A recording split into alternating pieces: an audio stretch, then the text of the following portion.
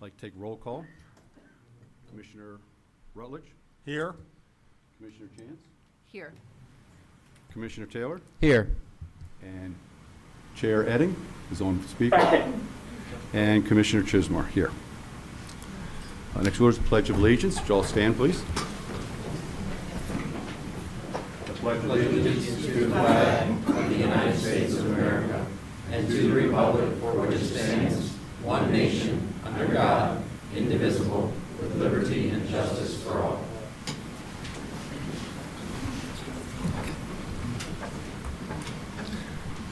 All right, next item, do I have a motion for approval of agenda? Yes, Mr. Chair. I move to approve the agenda for the Bel Air Board of Town Commissioners Town Hall meeting of February 18th, 2025. Do I have a second? Second. Okay. Call for vote. Commissioner Rutledge, Aye. Commissioner Chance, Aye. Commissioner Taylor, Aye. Commissioner Edding, Aye. and Commissioner Chismar is an aye. Okay, motion passed. Next item is approval of minutes. I don't have it in front of me, I'm sorry to say.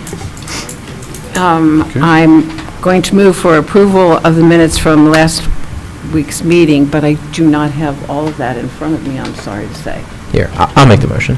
Go ahead. I move that the minutes of the Board of Commissioners meetings held on January 28th, 2025 and February 3rd, 2025 be approved as submitted. Have a second?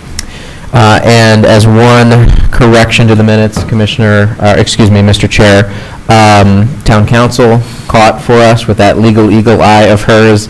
On page 3, each instances of the name Gorano should be spelled G-A-R, not G-O-R. So I would attach to my motion a friendly amendment that we correct that spelling in each instance that it occurs on page 3. Mr. Chair, which agenda, which? That's a great question. It'll be on the 3rd. February 3rd. February 3rd. Thank you for that. Page 3 of the February 3rd minutes. Okay. I second that correction. Okay, do I have a call for vote for approval of the minutes of the 28th of January and 3 February? Commissioner Rutledge, Aye. Commissioner Chance, Aye.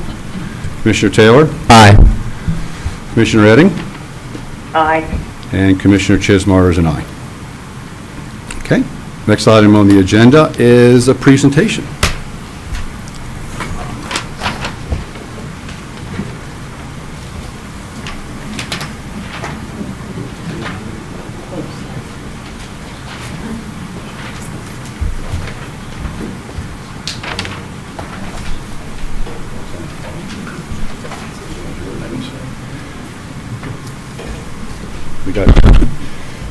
So this is one of the fun things we get to do.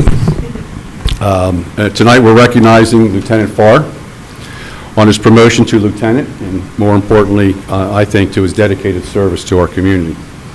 Just to give you a little background on Lieutenant Farr, on July 1st, 1998, Lieutenant Farr, Robert Farr, began his career with the Bel Air Police Department when he was hired as the first agency cadet working with parking enforcement.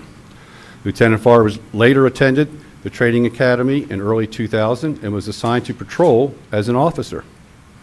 As a young patrol officer, Lieutenant Farr quickly became a top producer in criminal and traffic enforcement, where he particularly excelled in the field of DUI enforcement, becoming one of the most prolific DUI enforcers in the state of Maryland. Lieutenant Farr established himself as an expert in the state of Maryland, becoming a certified drug recognition expert, a traffic safety specialist level 2, and a crash reconstructionist at all levels. Lieutenant Farr ultimately progressed from student to expert to instructor, where he taught allied agencies on standardized field sobriety testing, preliminary breath testing, and advanced roadside impairment driving enforcement. Additionally, Lieutenant Farr attended the Northwestern University School of Police Staff and Command, where he was elected as a class secretary and graduated with a 94% GPA. Well done. Lieutenant Farr was promoted to the rank of corporal on April 2006 and to the rank of sergeant in August of 2011.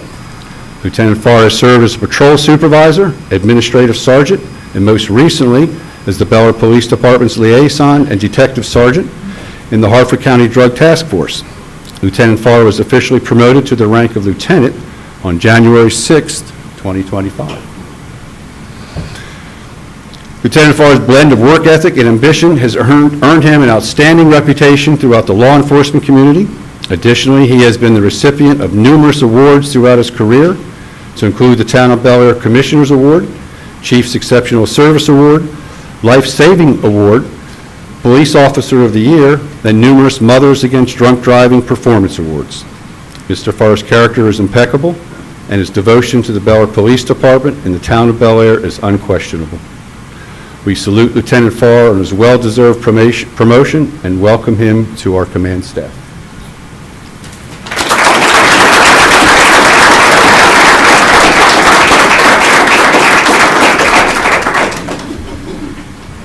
Here's a certificate of your promotion. Most importantly, here's a gift certificate. That you're taking us all out for lunch, okay. And with that, I'd like to hand it over. Again, we commend you for your service to the town. It is well-deserved. You know, the town is a very safe place to live, work, and play. And it's because of the efforts of you and your fellow officers that we have the town. And sometimes it goes unnoticed because we expect that. We've had it for years, and we continue to have it. And maintaining that level of safety and welcomeness to the town, that's a tough job to do. You guys do it exceptionally well. So thanks again. All right, now I'll add my 2 cents on here, and with the pedigree like that, I think you're going to be coming for my job next, right? Huh? Right? And you're right, Commissioner, it's, they make me shine, because a lot of them are on autopilot. They're out there keeping us safe every day, and just doing amazing things out in the community, not only locking people up, but helping those that can't help themselves, you know? So, first of all, I'm Chuck Moore. I'm the chief of the police department, and I want to welcome the family. And I'm sorry if I missed some people out there, but we've got your girlfriend, Jess, right? Want to shake your hand? Want to wave your hand here? Tristan, right? Tristan, Jackson, Madison. We have your mom, Elsie, and we have your dad, Bill. We'll have you up here for pictures in a couple minutes. I also want to extend my appreciation to the commissioners who provided us the opportunity and the leadership here and the support to get this position. It's been a long time. We've been fighting for it. And the town is growing in a lot of ways, and we need this position. And you don't know how much I appreciate it, and the rest of the department appreciates that. So it's been a long time in coming. This process was no, can you hear me? Can you hear me okay? We don't have Mike here to help out with this. This process was actually, it's an enormous undertaking, not only for the command staff, but for the candidates here. It started back in June of 2024, and it included, what we had to do was basically refine our policies. We had to rewrite them to include the lieutenant rank in there, because we never had that before. And it was kind of a different process than it would be for non-commissioned officers. And non-commissioned officers, for those who don't know, that's for corporals and sergeants and things like that. So becoming a lieutenant, it's a commissioned officer. It's a commissioned officer rank. You might see some of those British movies where you have the officers running around real arrogant and stuff. We're not like that, but it's kind of like a step. It's a big step, big promotion. So this refining the process went on until, went on for about 4 or 5 months. We had to basically provide instructions for them to give us a structured resume. Now, the structured resume, they had 3 pages to basically write their life story, to write all their accomplishments, and to basically what we wanted them to do. And what happens with a structured resume, they have to hit certain benchmarks to get points. So it's very, very competitive. And they had 3 pages to do that on in size 12 font. And we gave them specific parameters that they had to meet in order to do it the right way. That was the first part, again, which wasn't easy. The second part of the process, we gave them a couple months to study for an oral interview board. Again, the oral interview board is kind of like the same kind of process all the candidates had. They basically had to study everything that you would do for a written test and be prepared to answer questions from an oral interview board, which was myself, the deputy chief, and we brought a neutral party in from a police department that we made sure we did not know that commissioned officer that we brought in, and we had them sit on the panel, and then we had Mr. Krantz there to kind of oversee things and be kind of like a proctor. So that was the last part of the process, and then came the hard part of actually grading and going through this stuff. And we had 3 candidates, and you heard the pedigree from Rob. All of them had about the same pedigree. It was incredibly difficult. We all know each other, and it was tough for us to go through this, and it took us several weeks to do that and to grade it effectively and to grade it fairly. And I must say, and I not only congratulate you, but I have to congratulate the other candidates. Amazingly, they all finished within a very few points of each other. And as you see, we're a small agency. We don't have a lot of opportunities for this, so it was very, very competitive. All the candidates were very cordial with each other. They treated each other with dignity and honor and respect, and you came out on top. And I'm very happy about that. I've worked with you before, and I know we'll do great things together. And I give you a lot of respect, admiration. I got to congratulate you and your family for achieving this remarkable things, remarkable partnership. Okay? Thank you very much.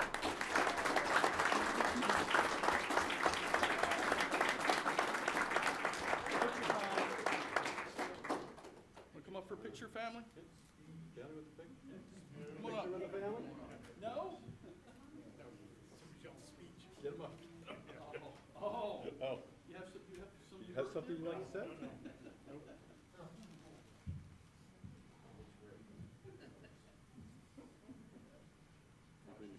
Yeah.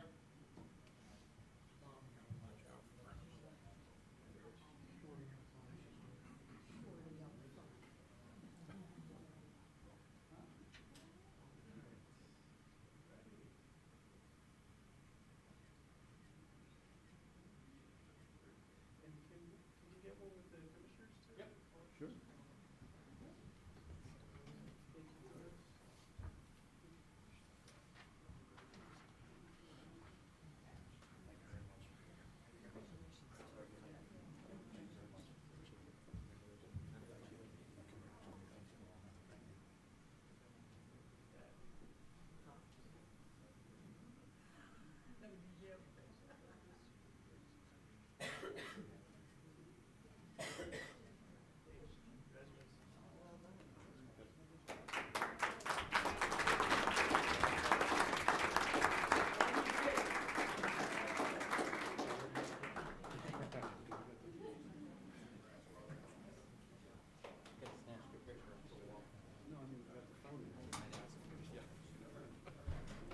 Okay.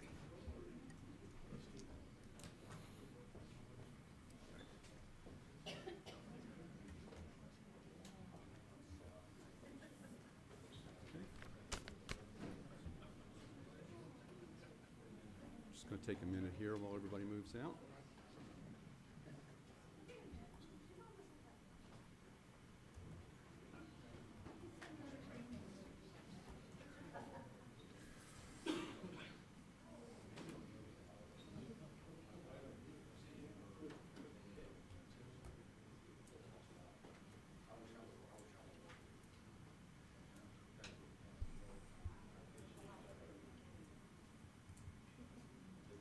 Okay. All right, the next item on the agenda is the public hearing for Resolution 1245-25, which is a resolution renewing the allowances for temporary outdoor dining while discontinuing the exemption allowing temporary structures such as tents in the town of Bel Air. So I'd like to open this up to a public comment. If anyone from the public has any comment on the resolution, please come up to the podium. State your name and address, and you will have 3 minutes as an individual, 5 for a group.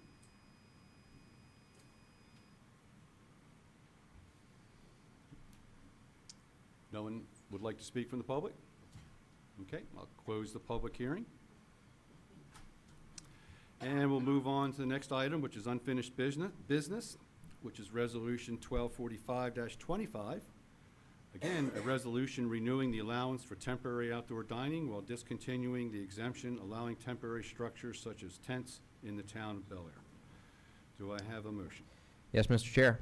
I move that resolution number 124525, renewing the allowance for temporary outdoor dining while discontinuing the exemption allowing temporary structures such as tents in the town of Bel Air, be approved by the Board of Town Commissioners. Okay, do I have a second? Second. All right. Is there any comment among the commissioners?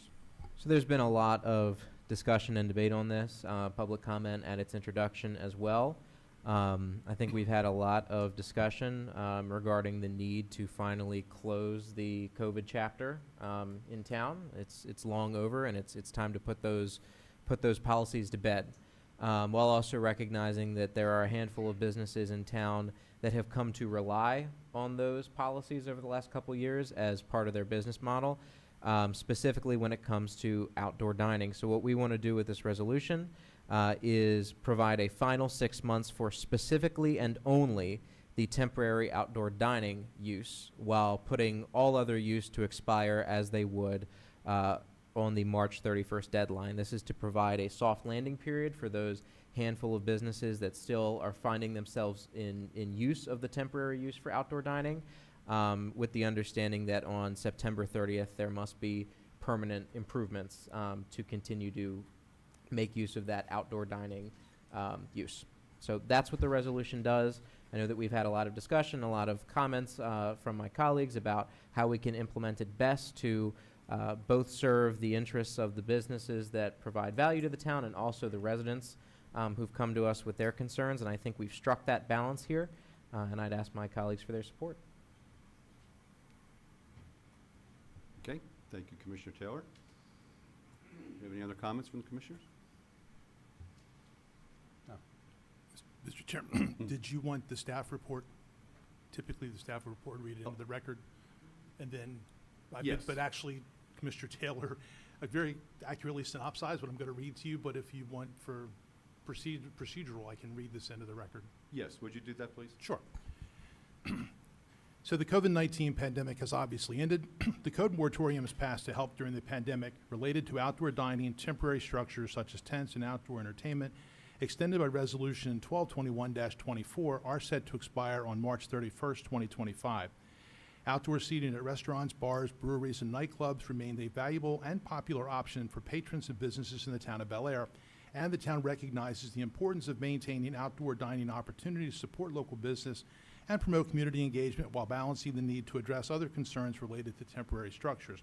And staff recommends that provisions of the town code, and this is reiterating what Commissioner Taylor had alluded to, but staff recommends the provisions pertaining to temporary use permits should remain suspended to allow for continued outdoor dining operations such as tables, chairs, and umbrellas until September 30th, 2025.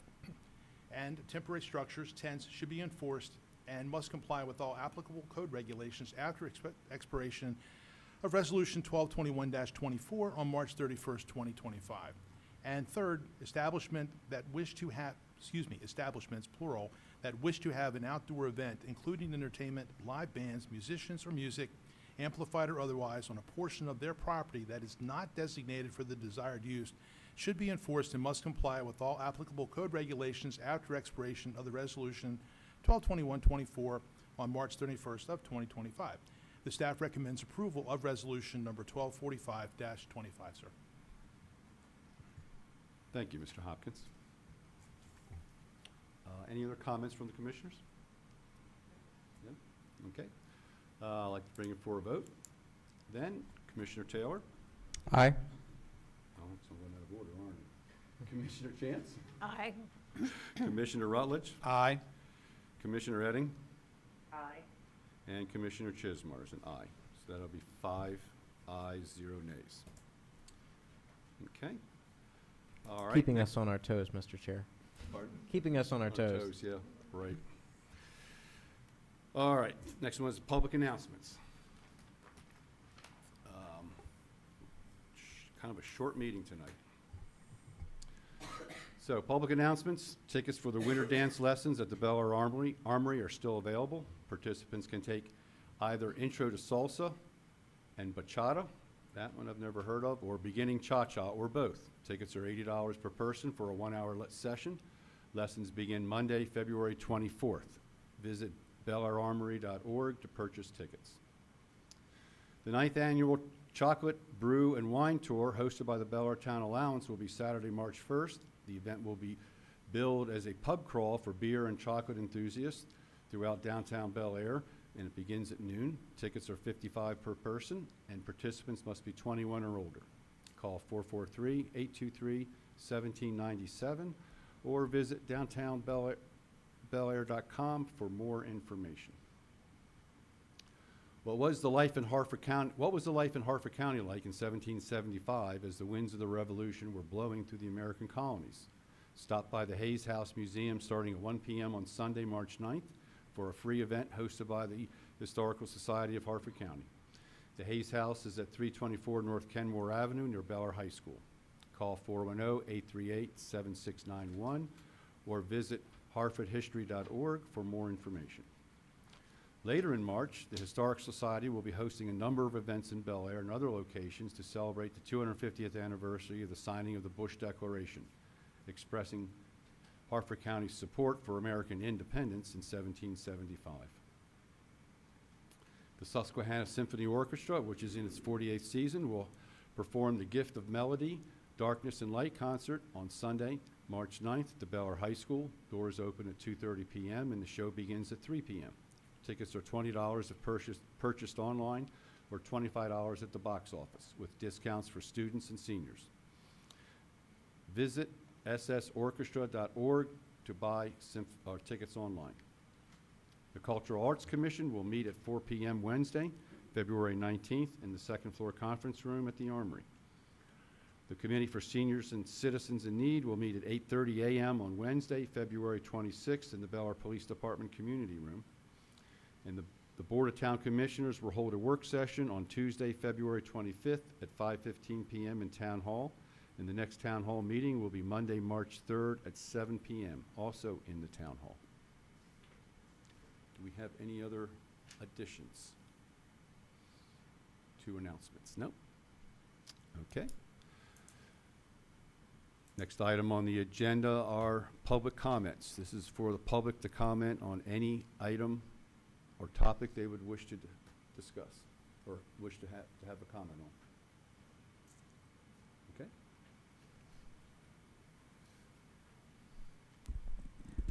Tim Stoper, 435 Choice Street, town resident for 25 years. I just wanted to make a public comment. I've had the fortunate pleasure of becoming a part of the Municipal Citizens Academy program, sponsored by Eddie Hopkins. I just want to take a moment and thank everybody personally for their time. Kevin Small, Lisa Moody, Angela Robertson. Next week we meet with Chief Moore. Yep, or tomorrow, yes. But to the citizens of the town, this program, I've lived here for 25 years, and I thought I knew how town government worked. You will learn something. Please, please, given the opportunity going forward to join this program, take that opportunity. Learn more about your town. Learn more about your government, how your tax dollars are spent, where those numbers come from. You will be amazed. So, Eddie, thank you for championing this program. To the people that have given up their personal time, I really appreciate it. It's been very informative, and I look forward to hearing from the commissioners as well. So, thank you very much. I appreciate it. Thank you.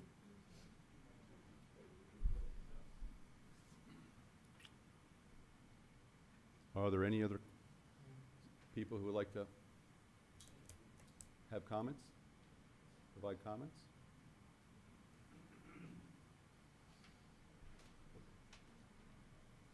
Good evening. I'm Peg Lucas, 516 Robinson Street, Bel Air, Maryland. Been a part of the town of Bel Air for most of my life. Peg, you might need to speak a little louder. Thank you. Closer. I'll try.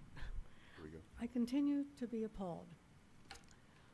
The efforts of some members of this board to thwart the reasonable redevelopment of the downtown area. Redevelopment that has been anticipated, planned for many years. I know you have a closed session coming up about the parking garage. I took the time to look through a recent parking study. It was the Parking and Land Use Regulation Opportunities to Support Redevelopment that was prepared and accepted in the last couple of years. In that analysis, it was all about opportunities to support redevelopment.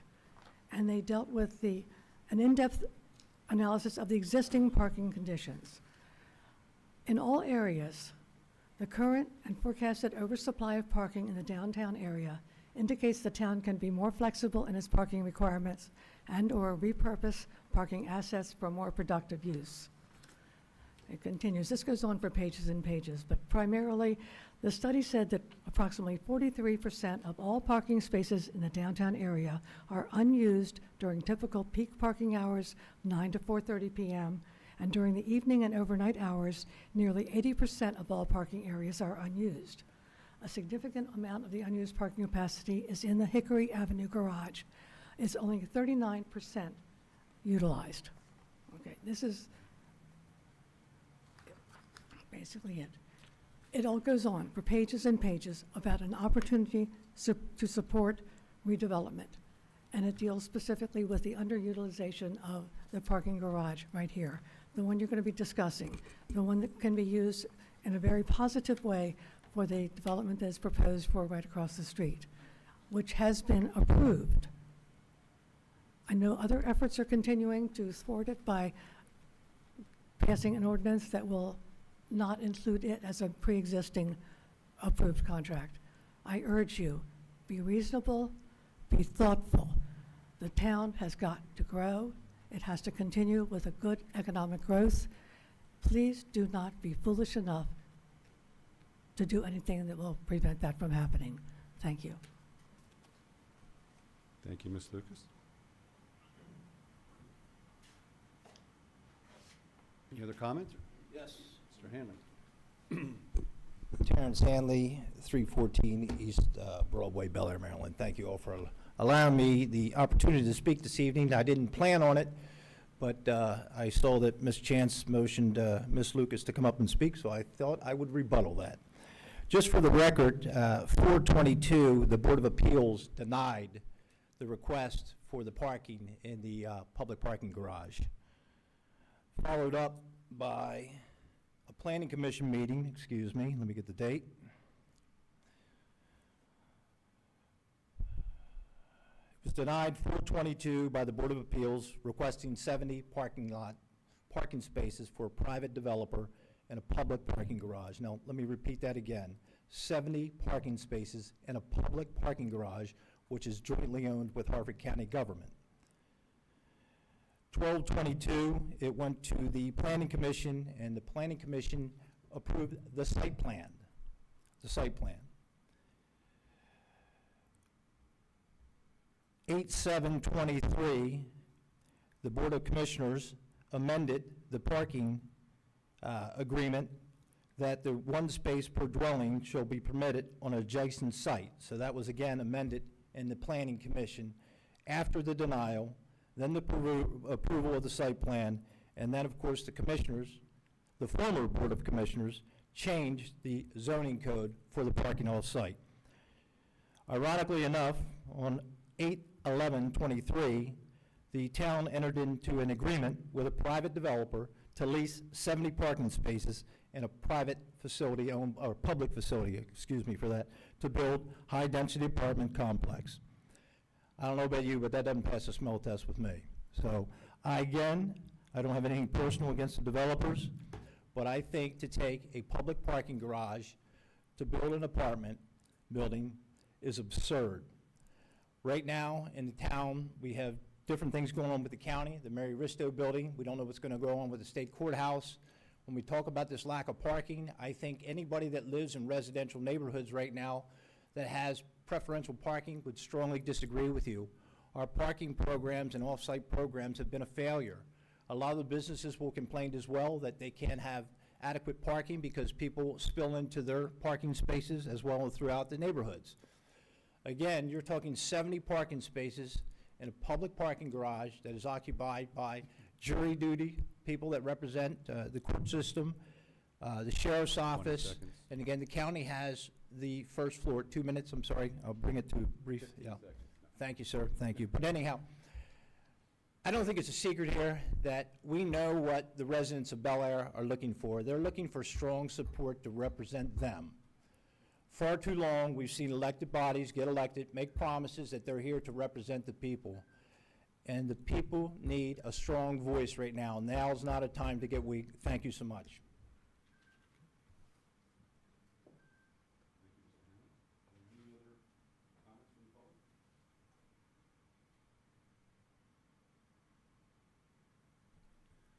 All right, then we'll close that step, go on to the next item on the agenda, which are commissioners' comments.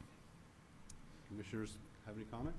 Yes, Mr. Chair, I wanted to advise the public and the board of an important development in Annapolis. You will very rarely hear me say this. It's a good development. Senate Bill 88, which would reauthorize, although there's some dispute that they were ever not authorized, that it would reauthorize the State Board of Elections to allow county boards of elections to assist municipalities with their local elections. I said the word elections about 5 times there. This is important legislation because we know that without this critical support from the state and county board, municipalities like ours, which are already running on a tight budget, would have a massive encumbrance of responsibility to fund these elections, which are, of course, critically important to ensuring that the people of Bel Air are represented. You can't have a municipality, you can't have a democratic form of government without an election. It is a necessary cost. So that was voted out of the Education, Environment, and Energy Committee earlier today. It will probably show up on the floor of the Senate tomorrow or the day after. And my hope is that because it is an emergency piece of legislation, it will be quickly sent over to the House right as crossover begins in early March, sent on a rocket docket out of the House, sent to the governor's desk, and because it is marked an emergency piece of legislation, as soon as the governor fixes his signature, it will become law. And all of our friends across the state who have elections in March, April, and May will have this cloud taken out from over their head. If you'd indulge me, a quick point of personal privilege, we're really quite lucky that we have November elections. And Mr. Krantz isn't here to attest to this, but I know that he's been scrambling around to ensure that if the worst should come and this legislation, this relief is not provided, that the town of Bel Air is still prepared to honor our citizens and their right to the democratic franchise, which is so crucial to legitimizing this form of government. I mean, it is really this, it's what we're all here for. We're not here without the right to vote on your town commissioners. And so again, I know that we have made this clear, MML has made this clear, and I know that those municipalities that are really depending on this as they have March, April, and May elections have made it clear. It is so important for the General Assembly to pass this legislation, and I wanted to report on that bit of good news that they are one step closer to doing so. So, Commissioner Taylor, what's the rumor mill? You think it has the votes? I think so. Very rarely will you see a bill voted out of committee if committee and floor leadership is not certain that it will pass onto the floor. There's really only 2 fates that a bill meets in Annapolis. It is either voted out of committee, where it is almost certainly guaranteed to pass, or it is not voted out of committee, where it is guaranteed to die. You never see something, voted down on the floor. The majority always seems to have those votes ready to go, but that's where I'll leave. But yes, I think the dire nature of this situation and the way that the municipalities and even the county boards who were taken by surprise with the state board's directions on this, they've made it abundantly clear just how important this is and just how many problems it would cause if it isn't passed. So I think this will be a top priority for them. Okay. Thank you. Any other comments from the commissioners?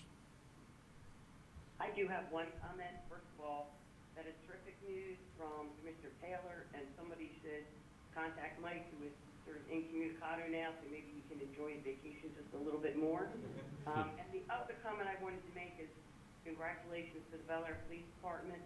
The arrest and conviction of Wesley Lyons for the shooting in the mall was really a terrific win for safety and for the town, and especially congratulations to Detective Vivacino and Marcel. They did a great job, and we really appreciate their efforts and the efforts of the entire Bel Air Police Department. Thank you, ma'am. We appreciate that. I'll pass that on to them. Thank you.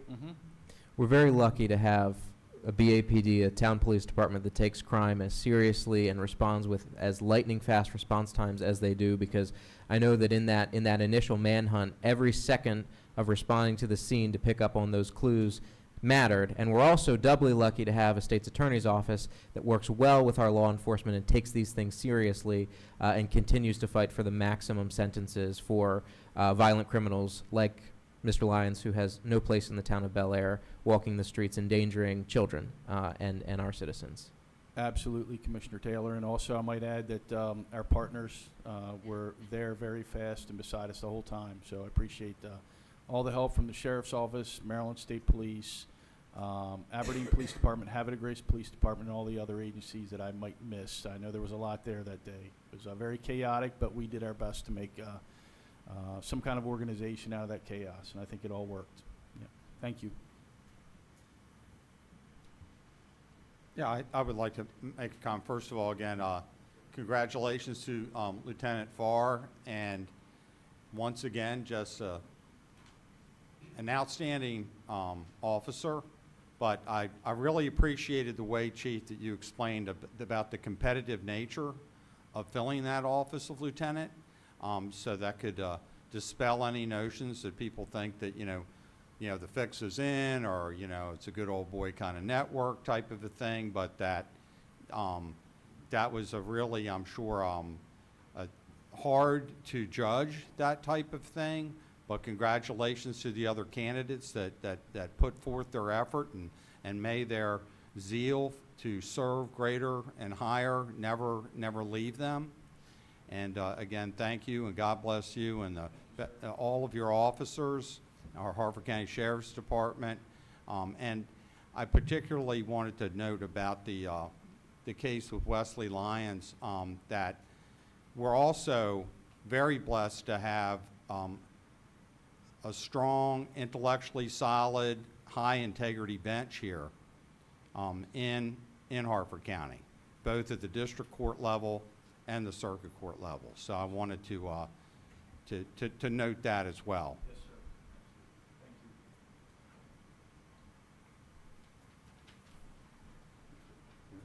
Thank you. Okay. All right. We'll move on to the next agenda item, which will be a closed session. Do I have a motion to move to a closed session? Yes, Mr. Chair.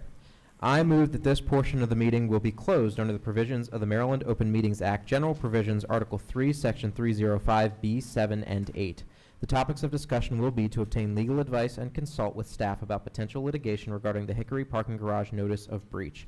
The reasons for closed session discussion of the above topics will be because public discussion of confidential information and/or legal strategies can compromise the attorney-client privilege and inhibit the ability of the public body to receive candid and uninhibited legal advice. And as a note, assuming that my colleagues adopt this motion, for our camera operator will not be returning to public session for public business. Open session for public business.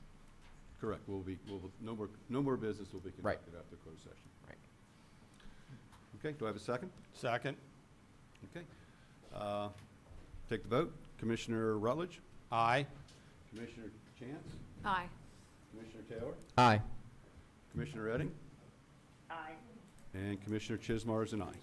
Okay. We are adjourned and going into closed session.